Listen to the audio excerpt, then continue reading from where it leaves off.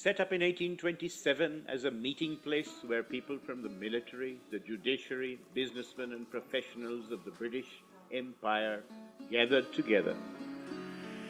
Independence brought about a change in clientele, but not in character. Professionals, businessmen, people from the service sector, bureaucrats, and academics started rubbing shoulders in the corridors of this hallowed institution. Welcome to the library of the Bengal Club, an institution within an institution. A veritable collection of books, the like of which you're unlikely to find anywhere else in the city, and indeed in this country. Recordings by famous speakers who have spoken here in the library, and a collection of books on any subject that you may want to look for. Books by Nobel laureates, books by Bengal Club members, books on political science, philosophy, ethics and morality, food and drinks, sports and culture. Mention the subject and it's available here. There is also a small Wi-Fi corner where you can browse the internet in peace.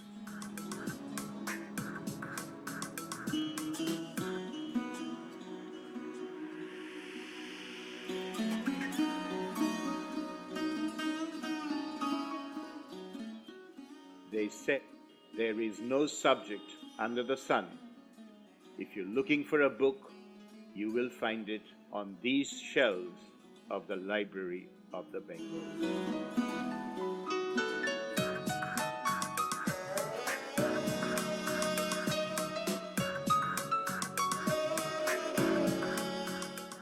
Envy the books, enjoy the collection, but above all, celebrate in the ambience of this wonderful library, the Library of the Bengal Club. Welcome to see the other famous individuals who have launched their books on this site. And recordings of that book launch are also available in this library.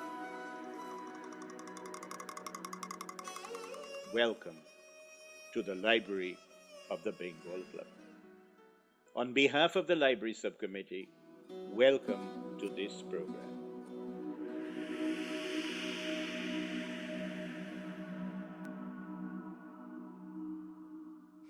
Good evening, and on behalf of the Library Subcommittee, a second welcome to this evening. This is a historical evening as Bengal Club keeps its tryst with the bygone era. For some of our members here today, what you will hear may be a trip down memory lane. For a lot of the rest of us, it will be traveling through the avenues of history. And of course, why we say memory lanes and avenues of history is because the lanes leave impressions which are etched in your mind. The avenues are impersonal streets where you dart along and which are open to interpretation and misinterpretation. We have a very special guest today. On this day, which is the 22nd day of November, in the 22nd year of this century, we have a guest born on the 22nd of the month of April, who was the 22nd governor of this state.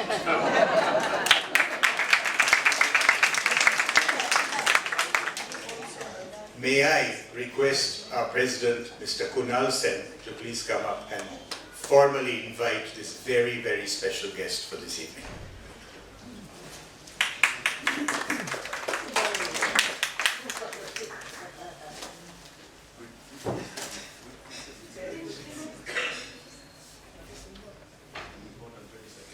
Good evening, dear members, ladies and gentlemen.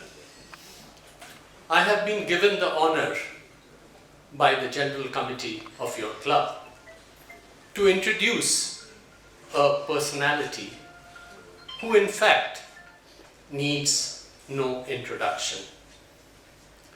the more we talk about him, more remains untold. Ladies and gentlemen, already Dr. Sandeep has given some clue to the person I am talking about.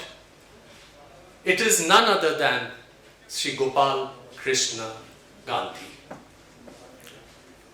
Many of us do know about him, but few may not be knowing certain facts which I want to share tonight among you all. Sri Gopal Krishna Devdas Gandhi is the former administrator and diplomat who served as the 22nd governor of West Bengal from 2004 to 2009. He is the grandson of Mahatma Gandhi and Sri Raja Gopalachari. As a former IAS officer, he served as secretary to the President of India and as High Commissioner of South Africa and Sri Lanka. Sri Gandhi was the chairman of Kalakshetra Foundation based out of Chennai. In 2015, he translated the Tamil classic Tirukkural into English. He was the chairman of the governing body of the Indian Institute of Advanced Studies. Mr. Gopal Krishna Gandhi is the professor of history and politics at Ashoka University. After the talk deliberation by Sri Gandhi, the question-answer session will be moderated by our committee member, Dr. Sandeep Chatterjee, who is also the chairman of the library subcommittee, along with Sri Partho Ranjan Das. Dr. Chatterjee is a leading neurosurgeon who has earned the distinction of being one of the reputed neurosurgeons in the city and across the country. After completing MBBS from Calcutta University, he did his FRCS from Edinburgh, DNB in surgery, followed by FRCS in neurosurgery. He is associated with Park Clinic, Kolkata. Dr. Sandeep Chatterjee, as most of you know, operates on the brain of innumerable patients. Today, in the question-answer session, he would be scanning Dr. Gandhi, not his brain, but will try to deep dive into the insight of Rajaji in Raj Bhavan during 1947-48. Thank you, ladies and gentlemen. May I now invite Sri Gopal Krishna Gandhi on the stage. Please give him a warm welcome.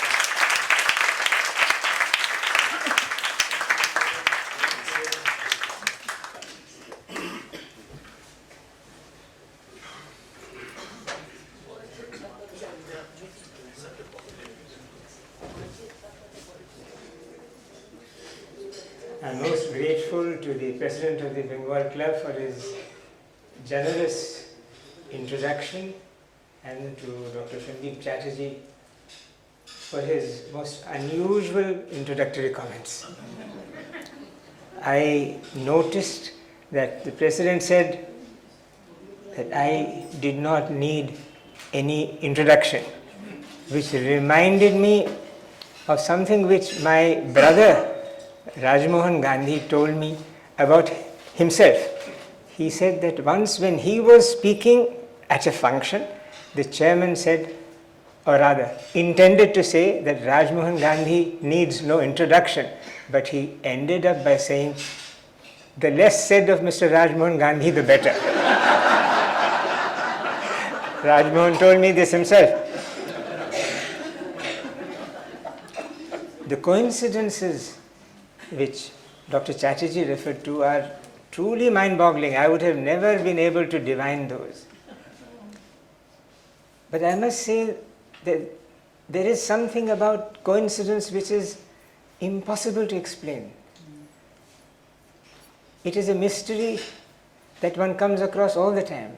But apart from the coincidences which Dr. Chatterjee has mentioned, the fact that one of several former governors of West Bengal should be speaking on the first governor of West Bengal on a day when the new governor of West Bengal has come to Kolkata is an act of grace. When I thought that I would be speaking on this subject, and many in the audience may wonder, let me take the risk. But I did not know that this great umbrella of coincidences would shelter this subject today.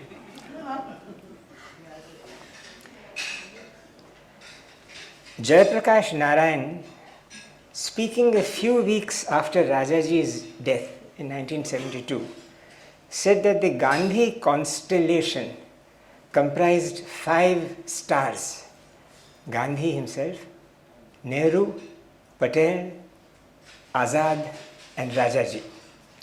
And JP said that of these 5, Rajaji shone brightest as a mental phenomenon. That was indeed, and has indeed remained, a general perception about the man born in 1878 to the wife of a village munsif in the Tamil countryside. Of these 5, the first 3, Gandhi, Nehru and Patel, were all barristers. One doesn't think of Gandhi as a barrister, or Nehru as a barrister, or Patel as a barrister, but they were indeed barristers, and I can tell you all 3 of them, the first, the second and the third, the first and the third no less than the second, were very proud of the fact that they were barristers and took their heritage of being a barrister very seriously. Azad, who was not a barrister or a lawyer, had travelled abroad a great deal.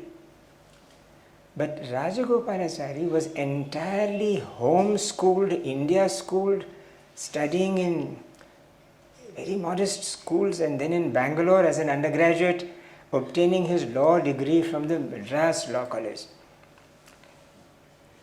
His braininess was noted very early, because when Swami Vivekananda, who was in Madras in 1897 on his return, asked a group of students in Madras, among whom sat this 19-year-old Rajagopalachari, why is Krishna, Sri Krishna, why is he blue? And this young man said, sir, I think it's because the sky is blue. That won the Swami's appreciation. Rajaji became almost by preordination a lawyer, a bilingual writer, skillful publicist and strategist in Gandhi's satyagrahas. He also shared the views on personal frugality and moral self-discipline that his master, as he had begun to call Gandhi, believed in. And he was at one point thought to be Gandhi's favoured associate, poised to take over the leadership of the Congress.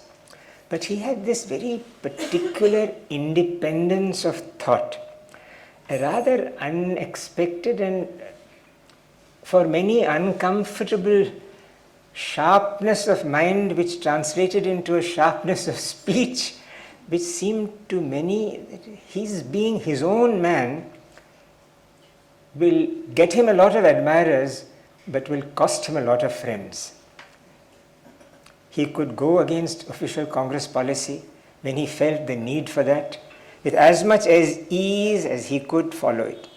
He opposed the Quit India movement when the whole country was agog with Quit India, believing that India needed to side with the Allies during the Great War.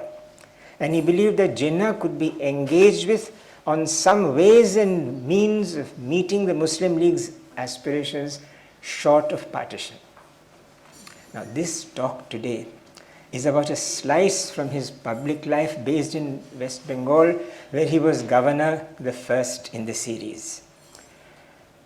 Some of the visuals that we are going to see today have come to us from the archives of the Telegraph, which is a brilliant repository of photographs. And this first one and the second one has come to me adventitiously through Dr. Chandrasekhar Mukherjee's kindness, as recently as of yesterday. In the weeks leading up to 15 August 1947, the nation's fracturing to its west and east with the unprecedented upheaval that would accompany it was issue number one. Rajaji was then minister in charge of industries and supplies in the interim government led by Nehru. Luckily for this lecture and this gathering, there is an extremely interesting diary which Rajaji has maintained and which has been published in an almost zero-read book by his son Narasimhan. In an elliptical but fascinating diary entry for 25 July 1947, Rajaji says, and this is typical of the man, terribly overworked, having finance in addition to industries since Monday. New governors' names have been settled after long consultations these many days. Not a bright list. New members of cabinet not yet settled. Not likely to be a bright list. The governorship of West Bengal was crucial. Deputy Prime Minister Sardar Vallabhbhai Patel first thought of K.M. Munshi. Gandhiji was consulted. No, said Gandhiji. Munshi's reputation of being unsympathetic to Muslims disqualifies him. Rajaji was then consulted and he suggested this distinguished Madras civilian Sir N. Gopal Iyengar, who is now remembered as the father of G. Parthasarathi. It is one of the ironies of our time that many outstanding people are now remembered by their outstanding children's names. Harivansh Bachchan by Big B. Rajaji's consultation and suggestion of Gopal Iyengar was accepted by both Gandhi and Nehru. But there is this thing called domestic reasons. What are domestic reasons? Basically a euphemism for the home minister in one's own home, namely the lady of the house. Sir N.G. said domestic reasons. Others thought it has to be Lady Gopal Iyengar who has said no, no, no to Kolkata. Who knows? She may have done Bengal and India a great good turn. Patel then said to Rajaji, you have suggested Gopal Sami, he has said, no, why don't you go yourself? You should handle Bengal. You are one of the few who can. And then he said to Rajaji, he had consulted Gandhi and Nehru, who had also both agreed that Rajaji would be a good name. And most significantly, he said, Prafulla Ghosh wants you. Prafulla Ghosh was the chief minister was going to be the first chief minister of West Bengal. The Gandhian bachelor had been an admirer of Rajaji since 1922, when as a no-changer, Gandhi had opposed C.R. Das in the Gaya Congress of 1922 over his pro-change proposal for entering councils. Rajaji writes in his diary on the 29th of July, the proposal for West Bengal governorship has not been accepted by Gopalaswamy, so they have asked me to take it up. What do I care what post they want me to take? So I have said yes. Nobody likes my having said yes. It is just the beauty of Karma Yoga. This title of Rajaji in Raj Bhavan is about a brief innings of 10 months when he was governor of the new partition, post-partition state of West Bengal. He was the first tenant of this building, then known as Government House. Great house built at a cost of £63,291, said to be about £3.8 million in today's estimate, by Lord Wellesley in 1799. It had entered the popular imagination as the house in which Lord Curzon had lived, and from where he had partitioned Bengal for a while, a step that was to be reversed after a great movement against it. Naturally, since Curzon was the best known of the British proconsuls to have lived in it, and since the building itself was designed after the Curzon residence Kettleston Hall in Derbyshire, a handsome suite in the building came soon to be named after Curzon. Rajaji spotted and chose a corner space in the Curzon suite for his room. He worked during those 10 months as governor with two chief ministers, both from the Congress, of course, the first being the Gandhian bachelor I mentioned, Prafulla Chandra Ghosh, and the second being the physician bachelor, Bidhan Chandra Roy. He also interacted with the outgoing last Prime Minister of undivided Bengal, than whom a more controversial and complex character cannot be imagined. Shakespeare would have to dig into history to find somebody like Shoravardhi. Shoravardhi was frequently at Government House to talk to Rajaji. Without doubt, Shoravardhi's inability to stem the great Calcutta killing of 1946, to give his role a generous description, must have been on his mind when he did so. The Constitution of India was still in the making, but Rajaji knew the Constituent Assembly and the new government's intention, namely that it is the elected government, the cabinet headed by the chief minister, that is to govern the state and maintain as its first responsibility the law and order situation in it. So he knew that stopping riots, if they occurred, would be within the executive powers of the government, not the governor. But he knew also that he had been chosen for the position because he could steer the new cabinet headed by the almost saintly Prafulla Babu towards peace and stability. I do not know what job I am going to do, he said at a farewell gathering in Delhi, or what work is expected of me, but harmony and peace have to be restored in West Bengal. And then he said, what is God's own truth?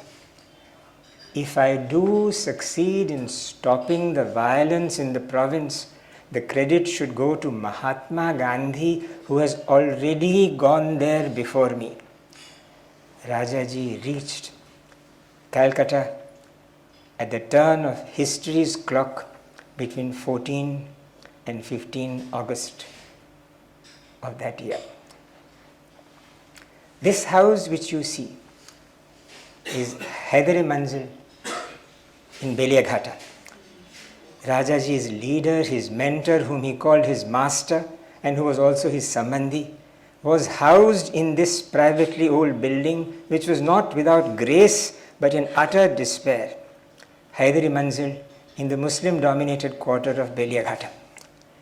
Joy and pain, happiness and agony are contrary emotions, but they were plated together, literally plated together inextricably at that hour as India became free.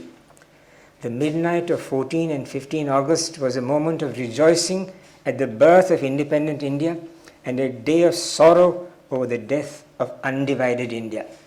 Massive shifts of people having occurred in both directions, Muslims moving to the two wings of the new Pakistan and Hindus moving from those into India, the air was choked with dispossession, deprivation, disease and death.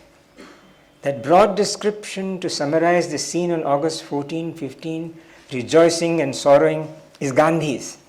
He used those words right outside Haidari Manzil just on the previous evening. He had chosen to stay in the house because the house was in the midst of these people. By his choice of fellow resident, in one held by many as responsible for the great Calcutta killing that followed Direct Action Day the previous year, Gandhi was inviting great risk to himself, if also providing safety for the controversial leader. Just imagine, a 78-year-old man, no arms, is sheltering the premier of the state. The outgoing, no doubt, but he's still the premier of the state, which was, in Gandhi's way of doing things, the right way of doing things. And how much better than in a prayer meeting. And it was the month of Ramzan. There was a felicity to the prayer meeting being a prayer meeting. The largely Hindu congregation heard Gandhi in silence. He spoke of the heavy burden of responsibility that was coming upon us. That all those Muslims who were forced to flee return to their homes, he said. If the flames of communal strife envelop the whole country, how can our newborn freedom survive, he asked. We have this record of the talk in English as given by Parallel in his work on Gandhi. But Gandhi spoke then in Hindi, his Hindi. His Hindi was very simple. It sounded like Gujarati, but it was Hindi. And as he was speaking, a shout was heard. Where is Shuravardi? It must have been in Bangla. Shuravardi kotha. Gandhi said in Hindi, he is inside the house. He has, with my consent, kept himself away from the meeting as he wanted to avoid giving the slightest cause for irritation. But in view of the tolerance which you have shown, I shall be encouraged to bring him to the meeting tomorrow onwards. Shuravardi kothai. Gandhi then gave a more detailed answer. Shuravardi, he said, was inside engaged in ending his Ramzan fast. And if they were very keen, he would appear before them presently. The future Premier of Pakistan, in fact, appeared. He came to Gandhi's side and stood in full view of the crowd. Gandhi placed his hand on Shuravardi's shoulder, and Shuravardi then said, "It is Bengal's great good luck that Mahatma Ji is in our midst at this hour." We can be sure he said this in Bangla. There are differences between Calcutta Bengali and the Bengali that's spoken in East Pakistan, East Bengal, now in Bangladesh. I do not know whether he would have said, "Amader moddhe ei muhurte," or whether he would have said, "Amader majhi ei shomoy." I do not know. I asked Ashish Nandi. He said, Shuravardi knew only Calcutta Bengali. He did not know any other than he must have said, why? He must have said, "Ei muhurte." Be that as it may. Came the question from the same crowd, like a missile, to Shuravardi. Are you not responsible for the great Calcutta killing? Shuravardi said, yes, we all are. We all are? Answer my question. Are you responsible? Yes, it was my responsibility. This owning of responsibility by Shuravardi in front of the gathering and in the presence of his unarmed protector was the turning point, Gandhi said. It had a cleansing effect. Responsibility, accountability, answerability, reaching answerability through the process of introspection, reaching responsibility, confession, atonement. I do not know how deep it was in Shuravardi's case. This photograph can be interpreted in many, many ways. I think it was a passing phase. This other photograph shows the tension of the area. Just look at the controlled tension on everyone's face. The person to the right who is standing with his hand wanting to hear carefully. This person seated to the left not knowing what is happening. The people at the back. And Suravadi himself chastened. He's finished his Ramzan. He's finished his namaz. And he is seated next to the man to whom he owes at that point his life. At just this point, Rajaji arrives in Delhi. He writes in his diary, arrived at Damdam at 1:15 Bengal time. The coincidence of our governor having arrived today is just unbelievable. We must, at this point in our conversation, wish our new governor an extremely successful, happy and outstanding innings as he assumes his office. Arrived at Damdam. Met by Sir Frederick Burrows, the outgoing governor, the last British governor.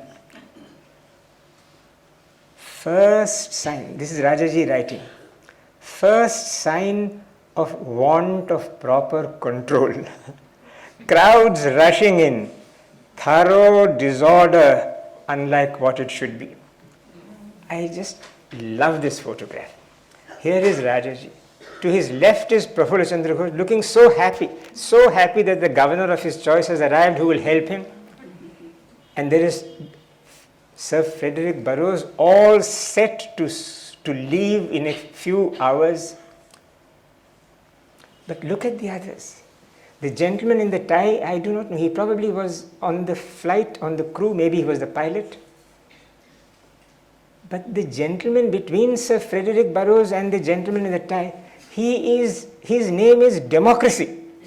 He is nothing and nobody. He is just a citizen of Kolkata. He has managed to go and stand right next to the British governor. This is a moment of triumph of India's democracy. I do not know who he is. Today, at this time, if he is still with us, he would probably be 100. And look at the gentleman second to the left in dark glasses. He is India's democracy number 2. If the gentleman to the fourth from the left says, I am democracy, the gentleman second from the left is saying, don't be so sure, I am also here.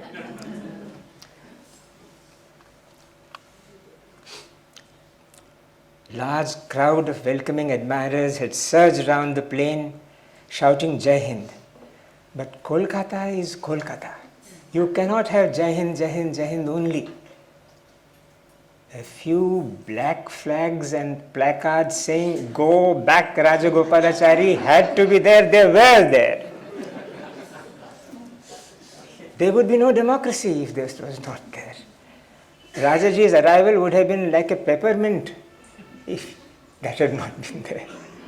The protesters opposed Rajaji's appointment on the ground that Rajaji had clashed with Deshabandhu Chittaranjan Das in 1922, with Netaji himself in 1939. When Netaji wanted Congress to see Indian men, money and resources not being exploited by British imperialism, Rajaji had said Congress should support Britain against Hitler. And Sharat Chandra Bose, Netaji's brother, had campaigned, and let it be said and let it be noted, Sharat Babu had campaigned openly, not in whispers, against Rajaji's appointment. The swearing in happened at the dark hour of 1 a.m. on August 15. Rajaji's diary entry says, midnight assumption, oath, swearing in of ministry, properly done.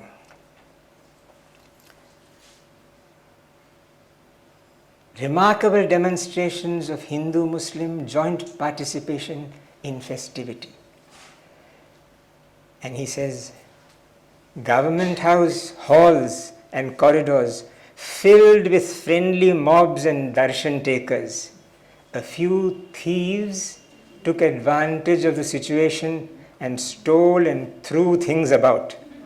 The house and grounds had to be cleared with difficulty. The statesman reported that for hours together, an outburst of joy overwhelmed the mansion. 200,000 people are reckoned to have swarmed into the compound, which they rightly reckoned by a logic that cannot be denied now belonged to them. Many pushed their ways into the rooms, some dancing on the sofas. Security men were told by Rajaji, let them have their joy today.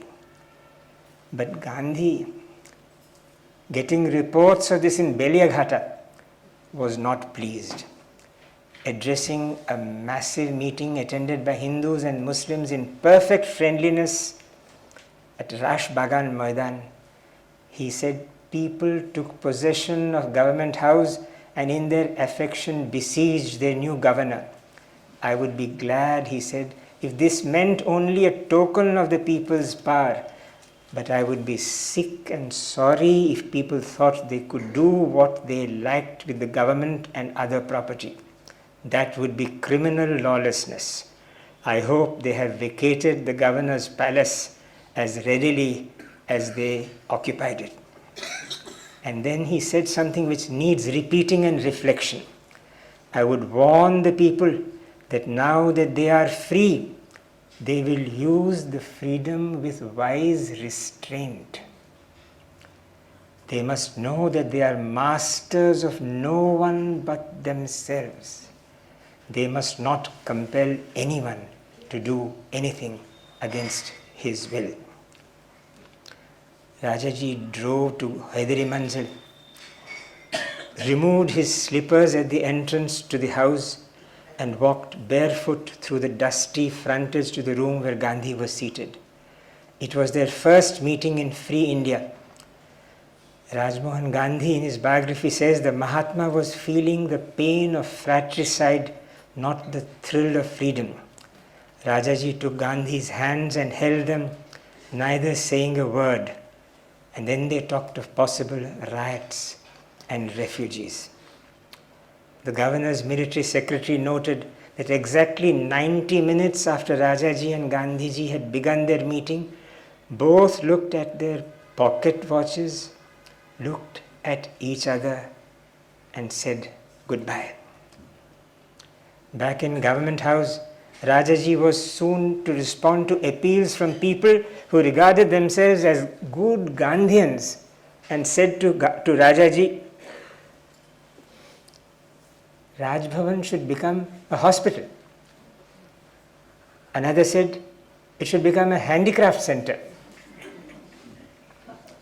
I think Ruby Dee is here, she'll probably agree.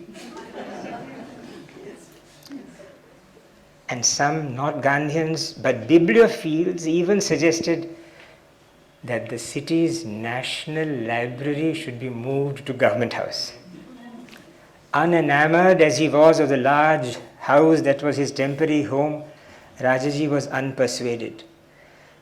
The question he pointed out was not about Calcutta's great house alone, but also Government House in Delhi and governor's houses elsewhere. But he decided to give up the governor's airy house in Barakpur for the state's police. I am not sure if that was wise from the point of view of heritage conservation, and whether it advanced very much the cause of police's well-being, only the police can say. Rajaji's wisdom is famous. It is not proof against misjudgments, especially when they come from instinct. But he was undoubtedly right when his instincts prevailed over his practice and led him to not prevent meat or alcohol from being served in the house. Guests who were not vegetarian did get their choice of food from the kitchen, which was compartmentalized into vegetarian and non-vegetarian. And though his house remained dry and in his presence guests had to teetotal, he did allow some guests whose need was conveyed to him to be served their spirits in their rooms. But his preoccupation was not over the house, it had to be over the situation.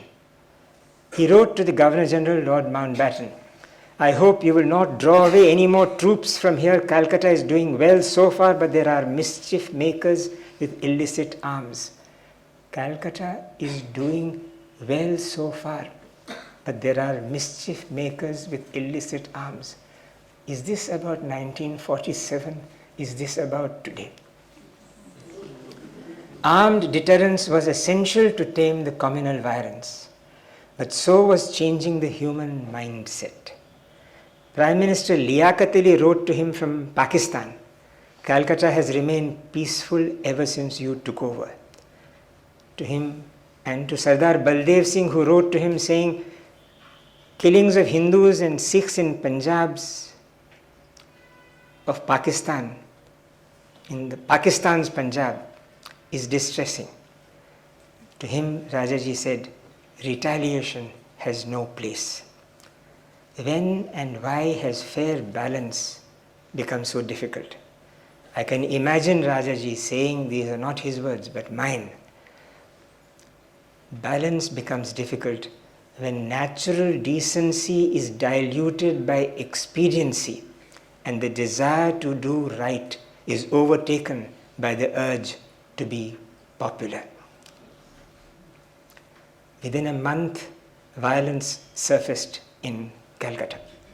Rajaji diarizes on 1st September, flare-up in Calcutta of murder and murderous assault and some looting, Bapu attacked by Hindu fanatic group and disturbed by the incidents of that day. Gandhiji announced, unsurprisingly, typically, almost predictably, some might say, not again another fast, but this time it was going to be indefinite. Prafulla Babu was shaken. He's the chief minister and Gandhi is on his hands and he's fasting. Rajaji motors to Hydari Manzil, asks Gandhiji if fasting against gundas would have any effect. Rajaji is known for his icy logic and cutting humor, but this time it cuts deep. Gandhi says, I have to fast. But as is his practice with fasts, he knows the anatomy of fasts. As is his practice in fasts, Gandhi plans to add some drops of sour limes or salts to the water, and this he announces. So when responding to Rajaji's appeal to not fast, Gandhi says he has left his fate in God's hands. Rajaji says, you have left your fate in God's hands, then why are you adding sour limes? He had spoken too soon. Right, says Gandhi, I will not have sour limes either. A blade must have cut through Rajaji's mind. In the Tamil that he knew, he must have said, Ayyo. He turned then to the public, Rajaji, and asked them to create conditions that would make the 78-year-old break his fast. This time, we can throw the blame on no outside or foreign government if his precious life is taken away, he said. It would be too shameful for words. If those who in their folly are disturbing the peace of Calcutta refuse to melt. And moving effortlessly to Greek imagery, he said, let Calcutta send Gandhiji with the laurel of victory round his aged brow to the Punjab. On the 2nd of September, he writes about meeting the GOC Eastern Command, had talks with General Ranking about disposition of forces, wrote to Premier a note on police shooting, talked to Commissioner of Police to whip him up, statement to press for mourning, talked to Amrit Bazar Putrika, going round the city 11 to 1, quite a large number of streets completely shut down. On the 3rd day of Gandhi's fast, Rajaji records long talk with General Ranking about Calcutta situation, appeal to police and military. The appeal is emphatic. Addressing soldiers, officials, constables, the governor says, it is your sacred duty to protect the person, property and honor of everyone. You should strike down the offender even though he belongs to your own community. If you betray any partiality, it will break even my stony heart, not to speak of him who is crucifying himself for our sake in Beliaghata. Gandhi would have objected to being compared to Jesus of Nazareth, nor would Rajaji allow being called Gandhi's Paul, but he was being that. It needs to be noted that Gandhi's fast changed the scene dramatically. Without it, order would have taken much longer to be restored, but the governor's no-nonsense directives, with which the premier was in complete accord, played their part. Gandhi melted hearts. Rajaji, with Prafulla Babu at his side, and Ranking's men in uniform on the qui-vive, held the iron ropes around the cauldron where the meltdown took place. The fast about to end. Governor drafted the undertaking that two leaders of Bengal's Hindu Mahasabha, a Muslim, a Punjabi Hindu and a Sikh signed, upon which Gandhi was persuaded to accept a glass. Rajaji would have noted with some amusement of sweet lime from the hands of Suravardhi. The press in Calcutta never lags behind news. It thronged Rajaji for a comment. "I am too full of joy to compose sentences," he said, but lost no time to say that victory over evil was Gandhi's achievement, belonged to the people of Calcutta no less, whom he described as the proud and privileged vehicles of the Mahatma's message of love, trust, and compassion. Fast over. Several arms are surrendered to Gandhi. Arms used by the hooligans are surrendered to Gandhi. What is their legal status? We have legal luminaries in this gathering. What is the legal status of the arms that are surrendered like this to Gandhi? The governor writes to Gandhi, "Sent word to Gandhiji that arms surrendered may be taken and given over to me, and no questions will be asked." Who can say no questions will be asked? Who but Rajaji as the governor? He was, in a word, handling law and order for the government, not over it, not behind it, not for it, but with it. Prafulla Babu, we may be sure, was deeply grateful to and for the governor who could accommodate a Mahatma in the architecture of a riot solution, coordinate things with Writers' Building, Fort William, and Lal Bazar at the same time. Suravadi was the railway station as Gandhiji entrained. But Rajaji did not see him off. He was governor. He carried with him in his mind this image. Every face speaks. Gandhiji is saying goodbye to Kolkata, goodbye to Bengal. Nirmal Kumar Bose, the great sociologist and historian, is sitting to his left, serious and reflective, almost skeptical. Of Suravadi's mind from that face, I will say nothing. Things under control, Rajaji became what a governor should be, the constitutional head of state living in this extraordinary building. He goes to Belur and Dakhineshwar, saw the rooms where Swami Vivekananda and Sri Ramakrishna worked and lived. The Dakhineshwar temple is a good-sized temple, but here Ramakrishna worked and everything else is unimportant. His diary for 30 September is a nugget. Bhajan, great big gathering.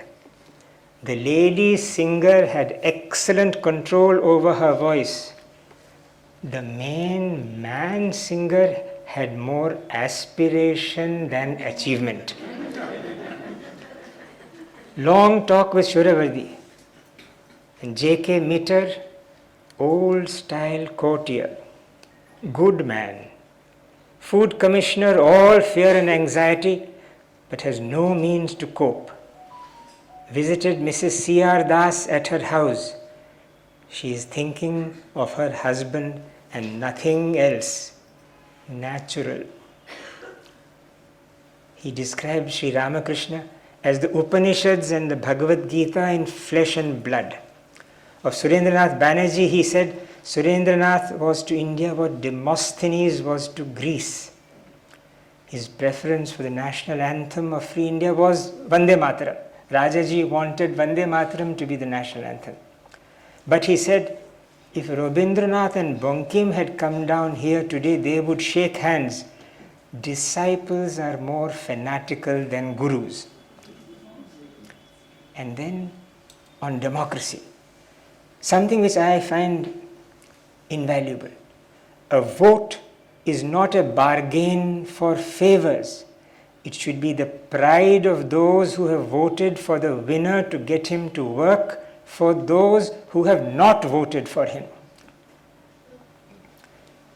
As I conclude, I will share a protocol moment from Government House's annals, which a daughter of this house, Srimati Soroj Mukherjee, who is here, will understand and appreciate. She is truly a daughter of this house, having lived in it from the time when her father was the second governor. The then Chinese envoy to Delhi, Dr. Lo Chia Luen, was one with whom Rajaji shared more than cordial relations. They bore marks in their minds of their culture. Rajaji invited Dr. Lo, who was visiting Calcutta with his staff, to dinner. These were pre-cell phone days, no walkie-talkie.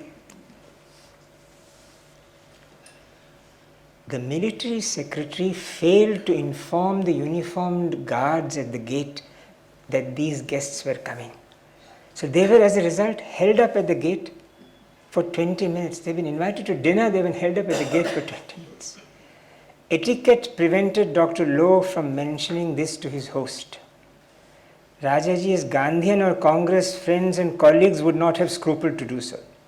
But learning of the faux pas the next day, Rajaji writes to the Chinese envoy, "My affection and respect for you are as great as for any scholar of my ancient land. I thought of going to your place in the morning and kneeling before you, asking for forgiveness in the presence of your staff and servants. But much as this would assuage the pain in my wound, it would look too much like a histrionic performance.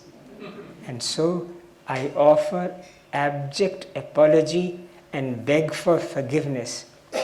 Please take it. Please take it, says the governor to the ambassador. I prostrate before you."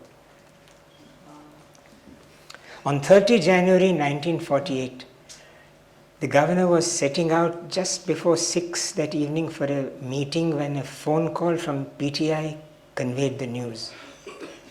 Everything in him must have crumbled. But at that point and at that place, Chakravarti Rajagopalachari was not him. He was governor. And of West Bengal, the seat of living history. And he was, as many people described him, as one of the triumvirate, Nehru, Patel and Rajaji. Returning to his dwelling room, he asked to be connected to the Governor General in Delhi, who was reached just as Mountbatten was leaving for the Birla House. Rajaji said 3 words to him: "Look after Jawahar." And then, turning to his son Narasimhan, he said of his master, "What a glorious death." Landing in Delhi the next day, he met Nehru and Sardar around the pyre, and he was to say later, Gandhi was like a rocket which went up in a blaze and disappeared in the sky, it did not come down to die, it died at its highest illumination. It was given to him to immerse his master's ashes in Barakpur.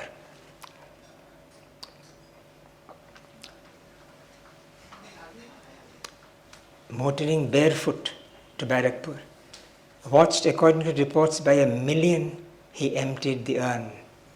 Military Secretary Bhimanesh Chatterjee and ADC Singaravelu held him as he appeared to sway on the barge. Shortly before his brief tenure in Calcutta ended, a large number of Congress MLAs in the state legislature decided that they wanted Bidhan Babu as Chief Minister, not Prafulla Babu. Not so much has changed. Governor-CM relations remained on an even keel, but Bidhan Babu was Bidhan Babu, and the governor to him was not what the governor was to Prafulla Babu. The communal fires which had required Rajaji to play an overt role had simmered down, and Bidhan Babu asked Rajaji if Rajaji would agree to houses for ministers to be built on the government house grounds. The governor did not approve. The chief minister then turned to Nehru for support. He went to the prime minister. The prime minister agreed with the governor. And then Bidhan Babu asked for 2 of his ministers to be dropped. And then Rajaji said, let the entire cabinet resign and be reappointed, reduced in the manner that you want. And this was done. I just want to invite all of you to look at this picture for a moment. Look at this, the simple formality and the extraordinary dignity with which all the dhotis are worn, the shoes are worn. The discipline in those who were civil disobedience. Raj Bhavan, as government house was soon to be renamed, became what Raj Bhavans are meant to be. Residences of the constitutional head of state. Rajaji was not surprised, nor was West Bengal or India, when having acted briefly as Governor General, he was asked to succeed Lord Mountbatten substantively. He had come to relate to the state and to its people. And Sharad Babu himself, the most prominent opponent of his appointment in Calcutta, described Rajaji as a good governor.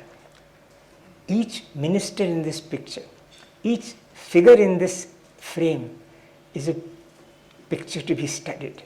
It's a compact cabinet. I find it extraordinary. Farewelling the staff at Government House in Calcutta, Rajaji said he felt he was leaving behind a large family connected by blood with me. I know what that means. In the 10 months that he was governor, Rajaji gave 84 speeches. This amounts to 8 to 9 a month. They are witty and wise, but his celebrated penchant for predicting the course of political events could also go off the mark. Some, in fact, most of his speeches were didactic to the point of being preachy. Be good, young men and women, and remember God is a typical line. Now, who wishes to be thought well of by an audience would speak like that today? And he invariably spoke as if his listeners were children and he was their guardian, which of course was how he looked upon himself. But it has to be noted that he could pull off his tutelary role. He was heard with respect, almost with awe, and always with care. Anyone trying to read out his speeches in a high school or college today would have a time of it. Who would today have whatever it takes to say what Rajaji said at the Howrah Girls' School? Girls, I want you to be happy, to be cheerful in your deportment, and to make good use of this school. Whenever possible, you should laugh. You should never cry. By laughing, you will improve your beauty and your character. Do not depend on powder and rouge. Depend only on your laughter. I am surprised that any of those girls allowed him to leave those premises without a riposte. But he also dazzled with some strokes of verbal lightning. At the opening of an exhibition of paintings by a Chinese painter, he praised China for displaying a genius for continuity and said, we Indians are too easily induced to adopt new ways. We can sell our mother to buy a stepmother. Addressing officers training for the army, he said, you should have no communal bias. Be mathematically as straight as your rifle barrel is. But his most important and memorable speech contained this sentence as he left. Whatever may be my defects or lapses, let me assure you that I shall never disfigure my life with any deliberate acts of injustice to any community whatsoever. To any community whatsoever. No act of injustice shall ever disfigure my life. A deeply moved Rajaji was seen off by the new governor at Damdam, Kairashnath Kajju. This is an extraordinarily moving photograph for me.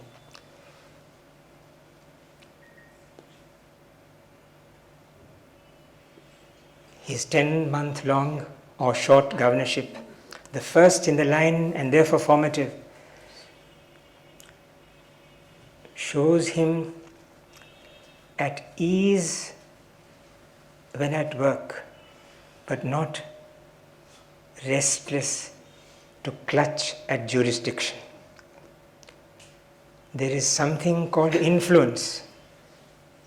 It is an effect, not a prerogative, and it comes from moral, not legal or political authority. As his plane took off for Delhi and Governor Kajju's car drove him back to Government House, another set of memories went into the silent casements of that beautiful house, which knows that its incumbents can do much or little, but in whatever they do with just one thing, which is the grace of what Rabindranath in his matchless style has called Bharata Bhagya Vidhata.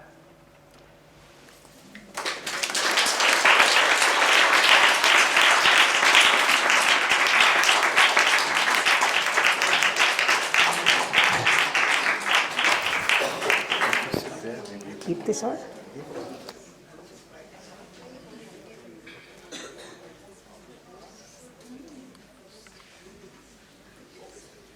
So Mr. Gandhi has very kindly consented to take 3 or 4 very short and quick questions. So can we? Yes, please. Can we have a hand mic?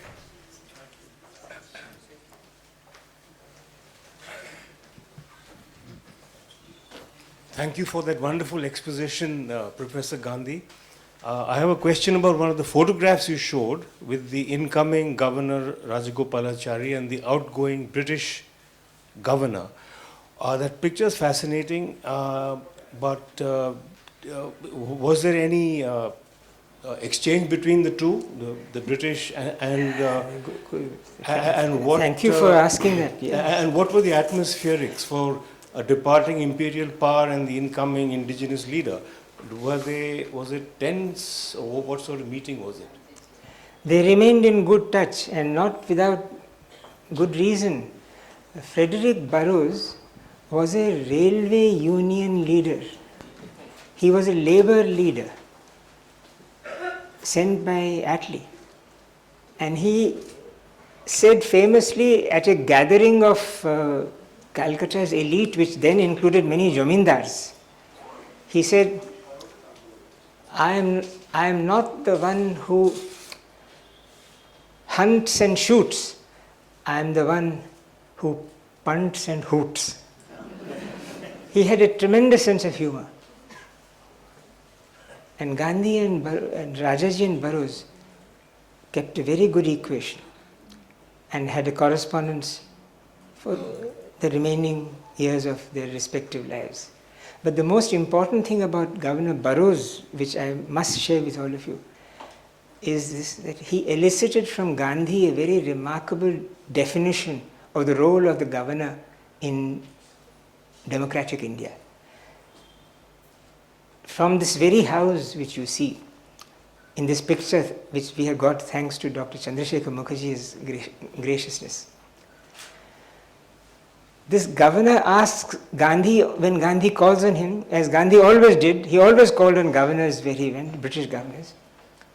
He said to Gandhi, what am I to do hereafter? This was when government was changing, independence was coming and a popular ministry was...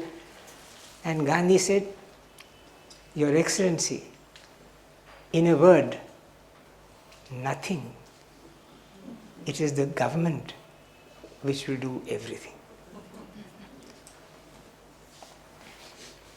Can we have another question? There was a questioner here somewhere. Yes, Rudra.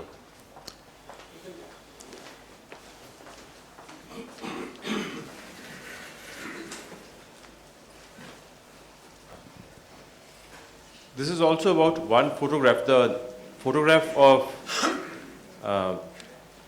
the incoming governor being Governor Karju and the outgoing governor being... Shandiva, you may have to repeat the question for me. Please go ahead. Incoming governor being Governor Karju and the outgoing governor being Governor Gandhi. I'm sorry, Rajaji. My question is, the real horror of partition for Calcutta started probably during Governor Karju's time, when there was a lot of refugees coming in and the preparation of Calcutta for the influx of refugees. Did Rajaji anticipate it, and what were the steps that were taken? Basically, he's asking whether Rajaji anticipated the refugee problem in Karju's time. I must say I have not studied the way the refugee problem played out afterwards, but there is no doubt that it did continue to be very serious, and it must have been even more serious in Governor Karju's time than it was in Rajaji's time, because Rajaji was here only for 10 months. Governor Karju, who had been governor of Odisha earlier, was brought here particularly because he had the legal acumen and also the administrative experience behind him to handle the unfolding refugee crisis. But the important point to remember is that West Bengal by then had this very extraordinary chief minister in Bidhan Chandra Roy, and that chief minister was totally in charge of what was happening on the refugee front, also on the front of communal peace in the state. These are famous lines of Rajaji, and he also made it into a poem or a song.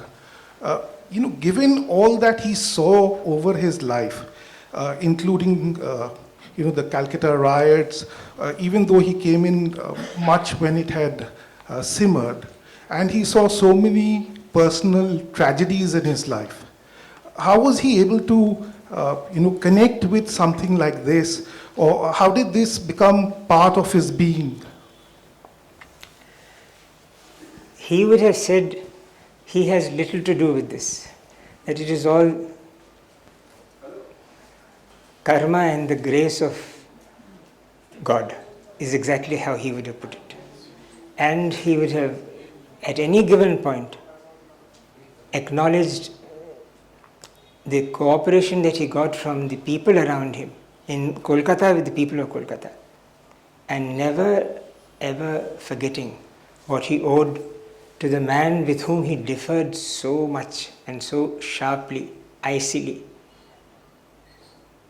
as the person who shaped his decisions as between right and wrong, good and evil.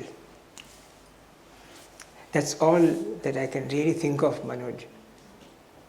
And we'll have In one answer final to question. your question, which is on the borderline of philosophy and theology.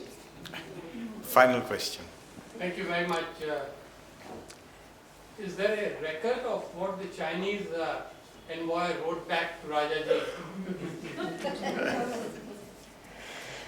The Chinese envoy and Rajaji continued to be in touch when he had gone to Delhi. And the Chinese envoy was Kuomintang China's envoy. And he returned to China, he returned to what was then called Formosa when the regime changed in Beijing, and became librarian in the town of Taiwan. An amazing man. Okay, we take one final question. You had mentioned about Rajaji's preference for Vande Mataram as the national anthem. But eventually it was Jana Gana. Can you throw some light on what led to Rabindranath's song getting preference as the national anthem, or what were the debates and how one was chosen ahead of the other? There are some who have studied this subject in great detail and have said something of which I only remember the operative part, which is that we cannot have a long poetic composition which covers the whole gamut of India's life, but also manages to not appeal to a section of our people. In place of which we have this song, which does all that the other one does, but has the added advantage of being extremely suitable for being played to martial music by bands.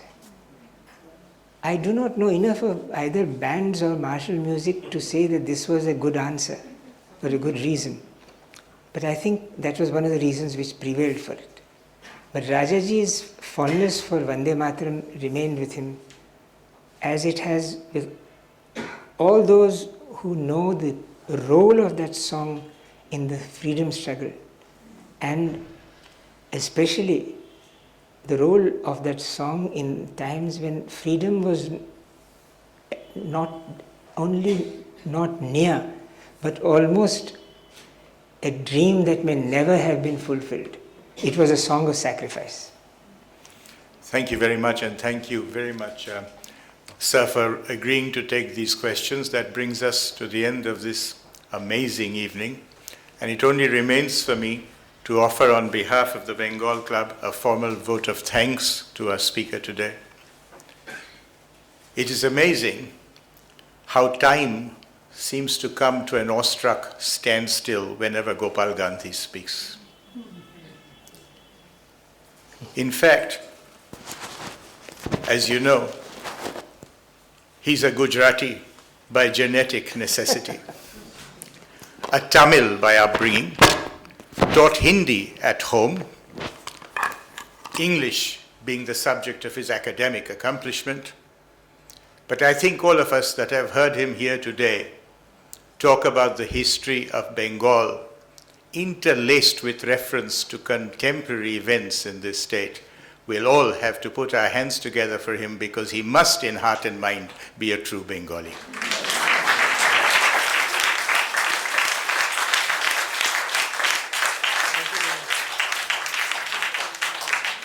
May I request our President, Mr. Kunal Sen, to please come up and give a small token of our appreciation to our speaker.